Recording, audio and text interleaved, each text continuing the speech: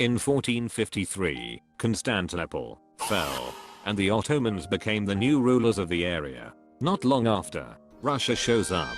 Time flew by, and during this period, Russia fought 11 major wars with the Ottomans to capture the Bosporus and the Dardanelles.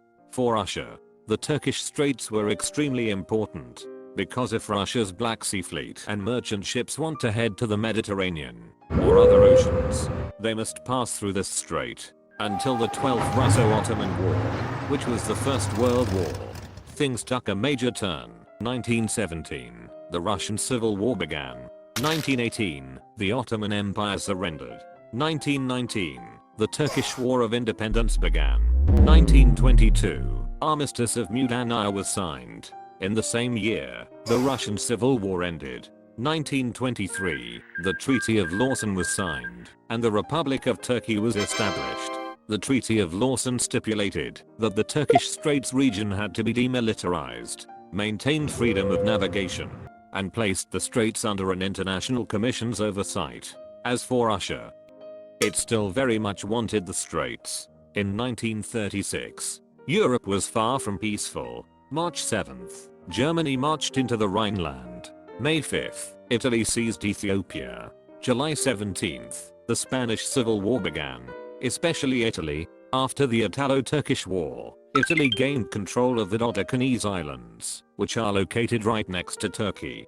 This has been a constant worry for Turkey, especially after Italy fell under fascist control.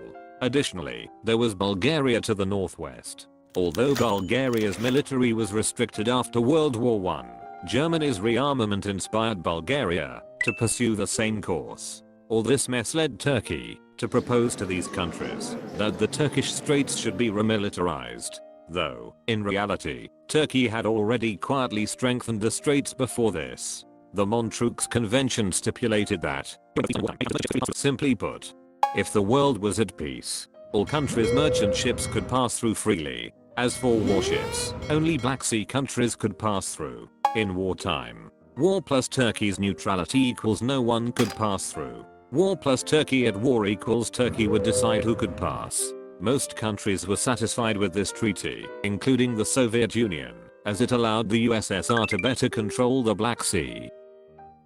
Why are you still here? What did you expect? The Soviet Union invading Turkey? Actually, since the establishment of the Soviet Union, relations with Turkey had been quite good. The USSR even secretly supported the Republic of Turkey during its War of Independence. Don't forget, the USSR was going through its own civil war, and Western countries were supporting the White Army. So, you could also say they had a common enemy. And from the Soviet perspective, revolution? Of course.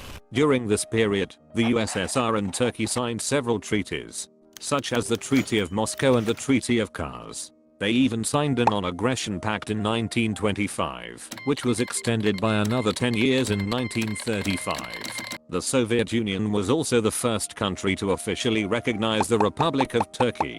So, I believe that the Soviet Union would not invade Turkey in 1936 for the Turkish Straits.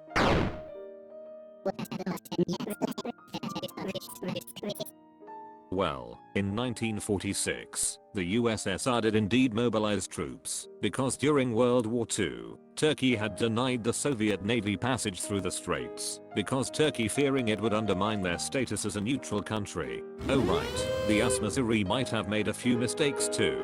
Later, the USSR demanded changes to the Montreux Convention. They even asked Turkey to return certain territories.